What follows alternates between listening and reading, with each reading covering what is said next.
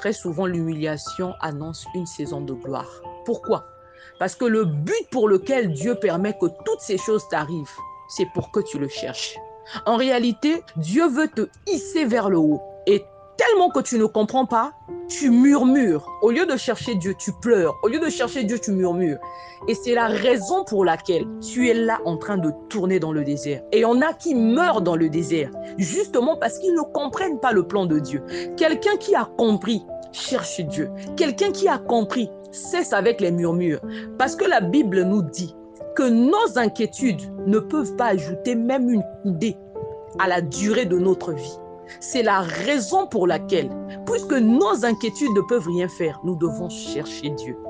Et le but de tous les combats, de tout ce que tu vis, c'est que tu changes de dimension. Dieu veut que tu partes d'une dimension à une autre. Dans 1 Samuel chapitre 5, la Bible nous parle d'une femme que Dieu lui-même avait rendue stérile.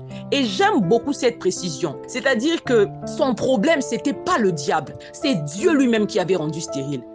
Et la Bible nous dit que cette femme partait. Elle partait toujours à l'église, c'est-à-dire à Silo. Elle partait toujours prier. Mais seulement, un jour, tellement qu'elle en avait marre des mortifications ou encore des provocations, des humiliations de sa rivale, ce jour-là, cette femme est partie d'une dimension à une autre. C'est-à-dire, elle a prié comme elle n'avait jamais prié. Elle a prié de telle sorte que le sacrificateur qui était là lui a demandé, « Femme, tu as bu ?» Elle a dit, « Non, je n'ai pas bu. Je suis fatiguée des mortifications de ma rivale. Je suis fatiguée des humiliations, de tout ce qu'elle me fait subir. » Il nous dit dans 1 Samuel chapitre 1, le verset 6, à partir du verset 6, que sa rivale lui prodiguait les mortifications pour la porter à s'irriter de ce que l'Éternel l'avait rendu stérile. Et toutes les années, il en était ainsi. Chaque fois qu'elle montait à la maison de l'Éternel, Pénina la mortifiait de la même manière. Il y a quelqu'un ici qui vit deux fois la même chose.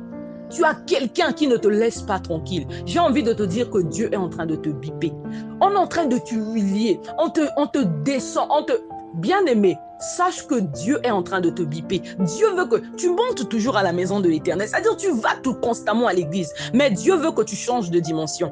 Anne partait à l'église. Mais Dieu voulait qu'elle change de dimension. La Bible nous dit, alors elle pleurait et ne mangeait point. C'est comme toi, deux fois tu te fâches. Ah, moi, quelqu'un vient à l'église. Moi, je vais, j'en ai marre. Malgré que je prie, on continue de m'humilier. Malgré que je prie, je suis là, je vis des situations difficiles. Ah, est-ce que Dieu ne me voit pas? Anne pleurait, mais elle n'avait pas arrêté d'aller à l'église. Et l'amertume dans l'âme, bien aimé, quand tu atteins cette dimension, forcément tu vas chercher Dieu. Mais il y en a aussi, lorsque il y a des personnes, quand elles atteignent cette dimension, elles se suicident. Mais Anne ne s'est pas suicidée. Hein. Anne n'a pas maudit Dieu, elle n'a pas arrêté d'aller à l'église. La Bible nous dit au verset 6, « Et l'amertume dans l'âme, elle pria l'Éternel et versa des larmes. » Bien-aimé, les larmes sont des prières. C'est-à-dire les larmes qu'elle avait versées devant Dieu, c'était des puissantes prières. Elle partait toujours à l'église, mais ce jour-là, elle a prié différemment. J'ai envie de dire qu'elle a changé de dimension.